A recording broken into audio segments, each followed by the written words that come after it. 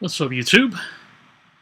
And welcome to the very first episode of Javelin Angel Reactions and Rants, or Rants and Reacts, however you want to order those two words. So I decided to start things off by doing a rant, because I was requested by my good friend Blaze TV. Not the Blaze, to be mistaken, but Blaze Wright. Very good guy. Check out his channel. And shout out to you, Blaze, for sending me this.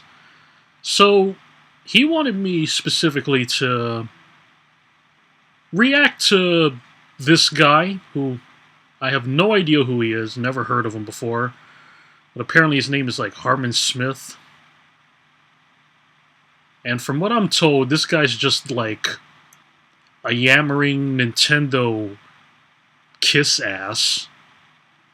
Now, I'm a Nintendo guy.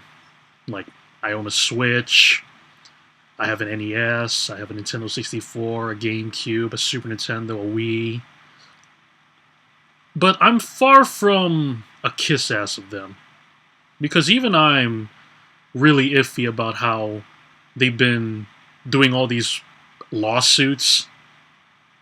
Like, I still can't get over the fact that Nintendo sued and shut down a city go-karting over in Tokyo. Like, it's just guys who are on go-karts. They actually drive around the streets of Tokyo, and they just dress up as whatever hoodie they're given. Like, you can dress up as Kamen Rider, you can dress up as Ultraman, or Pikachu, or just anything, really. And they got shut down by Nintendo. And I just thought, that's pretty damn fucked up. They even put a disclaimer on the go-kart saying that they're not associated with Nintendo, and like they're not trying to, like, you know, steal anything from them, but they still sued them anyway. And I'm like, that's pretty harsh. So, to get to the point now, this is a video about Harman Smith talking about Nintendo suing PalWorld. And as it says up there, to cripple the PS5 version. And he says PAL shills cope and seethe. Now, from the judging on how this guy looks, messed up hair, eyeglasses, and this video is 10 minutes long. Nearly 11 minutes. Hoo boy. Now, I've ranted about people and certain topics in the past, but this is something new. I mean, I don't only want to do rants about people and taboo topics. I want to react to fun things like Try Not to Laughs and a bunch of other fun things like maybe brain teasers or something like that. Because, you know, I want to have some variety with this channel. And it's strictly, yeah, you guys will get used to my face. And, you know, regardless if anyone loves me or hates me with this channel, you know, I'm just going to do this because I think it's time I had a change of pace from my usual channel. And it's been inconsistent there lately. Like, I've had videos like this before where I talk about politics, and it didn't get me the right kind of attention at the time. But here we go. Here goes nothing.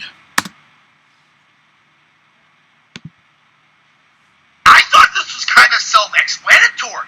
I didn't. Radio Paleo Valley is offering an amazing sale on these beef sticks. What a way to start off with an ad. For $30, that equals $1. Fuck out of here. Okay.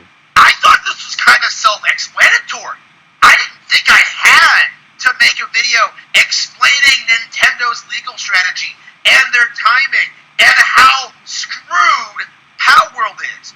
But right now, every single time we get any kind of new PalWorld update, we have dozens of YouTube channels, you know, changing the narrative, adjusting their perspective, doing everything they possibly can to make it look like PalWorld is winning this lawsuit. Right. Okay, now, with this subject, I really have no idea, because I never played PalWorld, and, like, all I know about PalWorld is that it's like similar to Pokemon. I really know nothing about this, like, genuinely. But judging on how this guy's voice sounds, I can already tell he's an annoying person. Oh god, I'm only 35 seconds in. These are the same kind of people that tried to defend Nick Rekieta's behavior during Weeb Wars, right? These are the same kind of people who have erroneously defended all sorts of disgusting individuals and gone to great lengths to attack Nintendo over and over and over again. And now we have another blatant example of this, downplaying the lawsuit. Or more specifically, the timing of the lawsuit, because we've talked at length about how, like, you know, the whole patent versus copyright thing is just a cope, and how the idea that PalWorld has the money to defend themselves against Nintendo is laughable, right? Well, we've talked about how PalWorld is done. Okay, but right now, we're still seeing a number of YouTubers try to make PalWorld look like the good guy, and that they're winning, right? And the most recent example of this is in the PlayStation Showcase that PalWorld was shown off and confirmed to be getting a PlayStation 4. Now, everybody's celebrating this and trying to say this is some major win for the company and that they're not scared of Nintendo at all and everything's going swimmingly, which goes entirely out the window when you realize that the game is not being released in Japan. They don't want Japanese audiences to know about the game. Xbox and PC, of course, is a niche platform there. So, yeah, they are doing everything they can to try and not put themselves in the spotlight in the Japanese sphere of people who hate them. Because everybody in the West is kind of doing this weird thing of going like, oh, I don't know why the Japanese don't like PalWorld. It's because they know. It's because they know this is a cheap knockoff. Does the Japanese not like PalWorld? I mean, again, I really know nothing about this topic right now, and I'm just like, okay, he's just talking. So what's the point?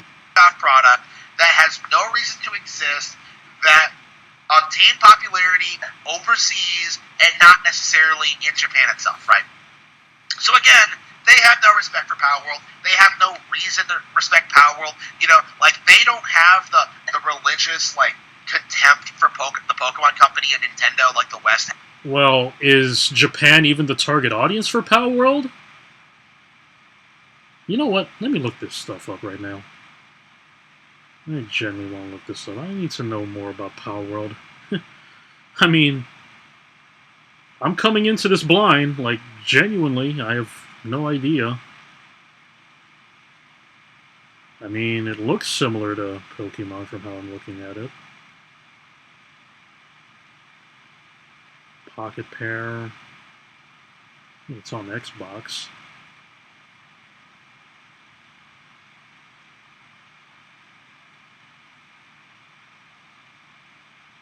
PalWorld being sued by Nintendo and the Pokemon Company for patent infringement. It was nicknamed Pokemon with Guns.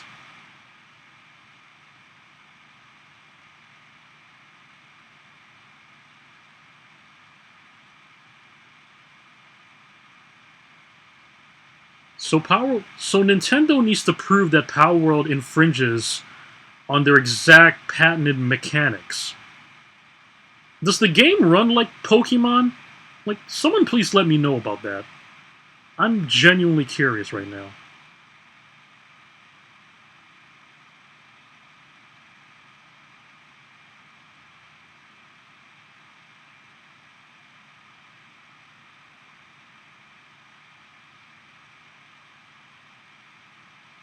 Let me just continue. Right? So they have a much more nuanced, like, realistic view of the situation, right? Is that Pocket Pair are just scum who need to be dealt with. And, of course... How are they scum? They came up with an idea They're just making a game that they want to sell and, up their business up. I mean, I know it's nicknamed Pokemon with guns and all that, but from what I'm looking at a visual standpoint, there's not too many things about it that seem very Pokemon-like. Except maybe this thing here. I mean, that does look like Pikachu.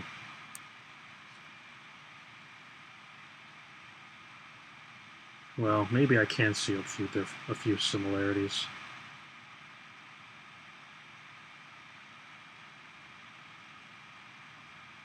Of course, they are pro Nintendo as a result of that.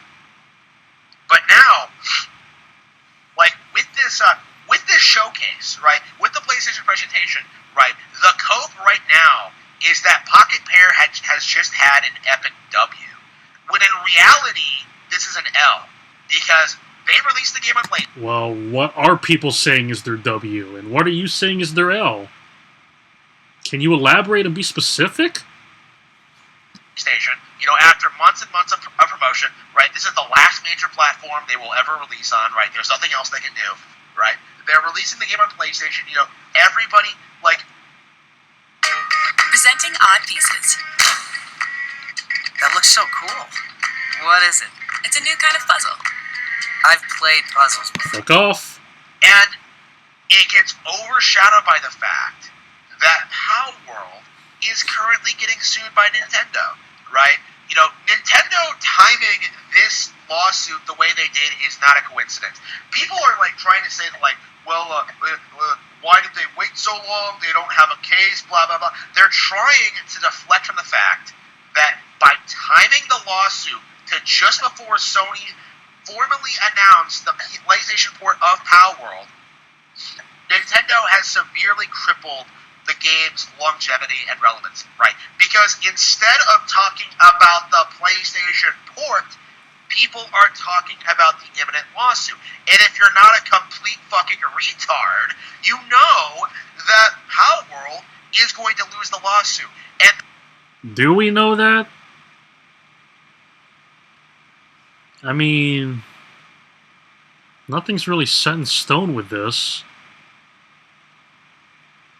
I don't really know what's going on with the lawsuit right now, but judging on just a quick search up on my phone, it's still going. The game's not shut down. It has a lot of positive reviews.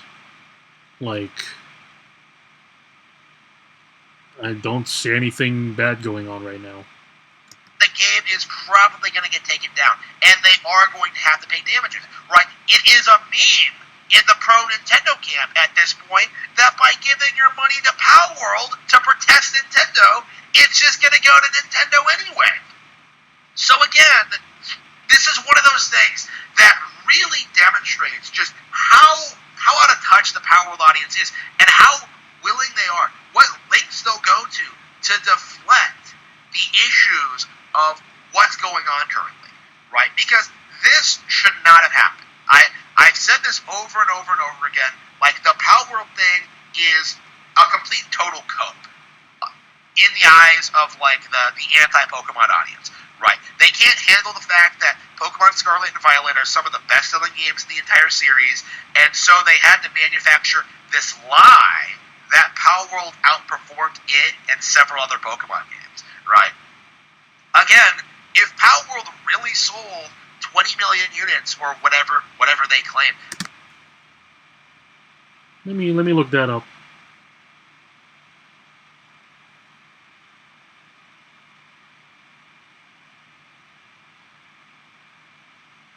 It sold 25 million units.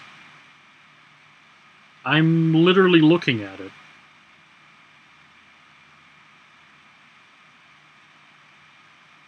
And they grossed an estimated $442 million.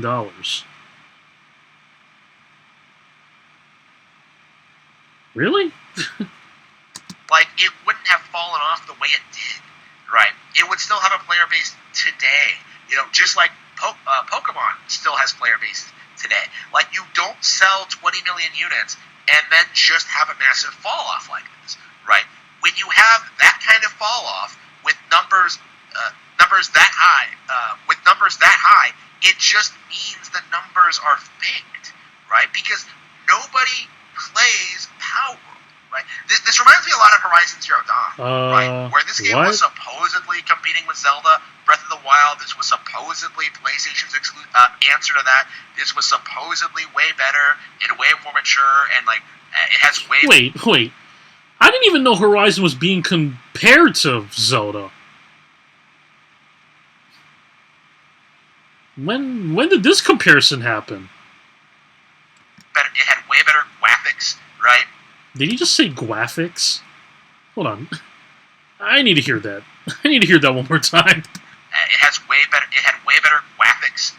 He did say graphics. What are you, Elmer Fudd? Right. That was the narrative with the community. And what happens, right? You know, it supposedly sells about as much as Breath of the Wild, and yet the sequel massively underperforms compared to Tears of the Kingdom, right? Oh, yeah, that's another good example, right? You know, Tears of the Kingdom.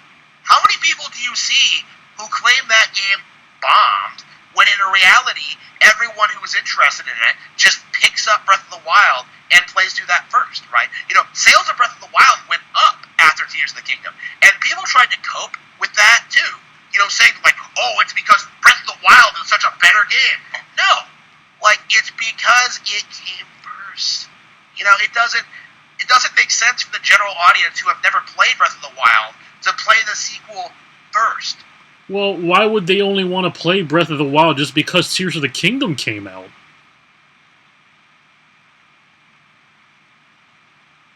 Seriously? When the previous game is still available for purchase, right? And then what's the point? Again, like a lot of people have pointed this out, but you know, the primary audience of people who bought Tears of the Kingdom day one were hardcore fans who had beat Breath of the Wild years ago, and people who hadn't played it before or hadn't finished Breath of the Wild, you know, had more of an incentive to go back and play Breath of the Wild again, right? Again. No one believed it at first, but now everyone wants one. I'm not following what his point is. I'm really not. This is really interesting, the kind of double standard we see when it comes to like evaluating Nintendo products versus the competition. This is a remarkable situation in a lot of ways because we are going to see one of the big icons of like Pretendoism of the decade get taken out, like, you know, shot in the back of the head like Old Yeller, right? It's going to be, you know, this is what should have happened to Undertale, right? Well, I mean, going after Undertale would have made Undertale more relevant than it ever was. But, like, you know, this is what should have happened to Undertale, is that Nintendo comes out, you know, what's wrong with takes down the Undertale? game for being derivative, and they win, right? And this demonstrates why a lot of these indie games that knock off Nintendo properties, whether it's like Undertale or... The fuck? What's Undertale a knockoff of? Undertale's not a knockoff of anything. What? Pizza Tower or whatever. They're never, ever going to be more relevant than the Nintendo IPs. Because all they're doing is just being derivative of something that already exists. Now, not all of them are straight up plagiarized products like PalWorld is. You know, Nintendo doesn't need to use lawsuits for most of them, but in PalWorld's case, where it's straight up using technology and software patented by Nintendo, yeah, that is going to get taken down. And it's going to set a precedent. And it is going to prevent people like this from existing going forward.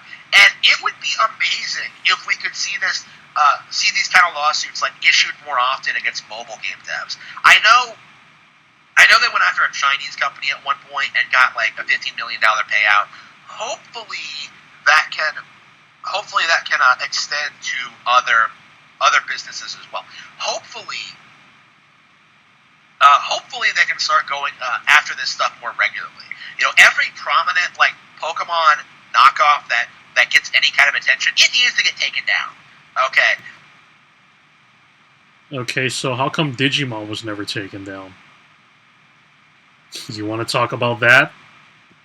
Like, because I am just so tired of seeing people just worship something like PalWorld simply to be contrarian to Nintendo, simply to like hate on Nintendo, right?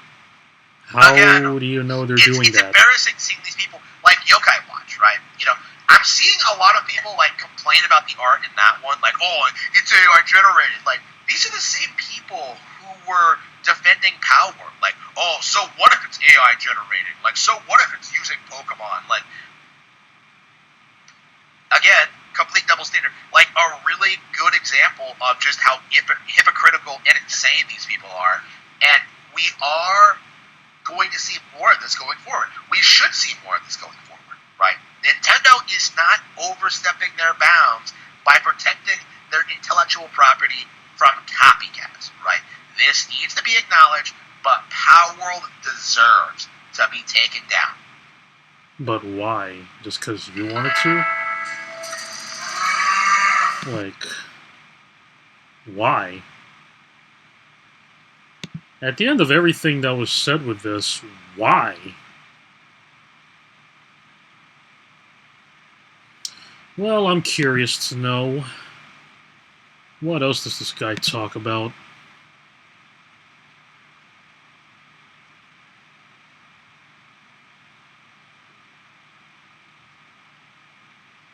The heck?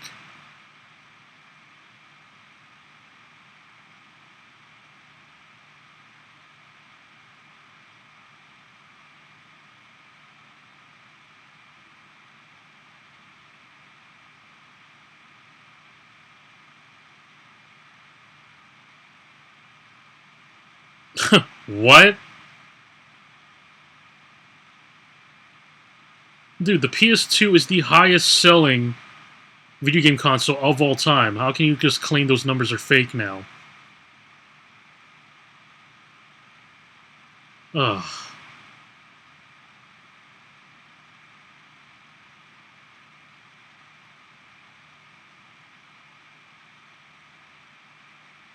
I think I'll probably check out some of these another time. Well, anyway,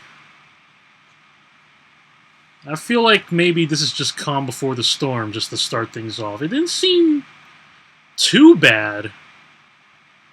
I didn't think I'd have to really rip this guy a new one right just yet, but this could just very well be calm before the storm. Well, anyway, if you like the video, please like and subscribe.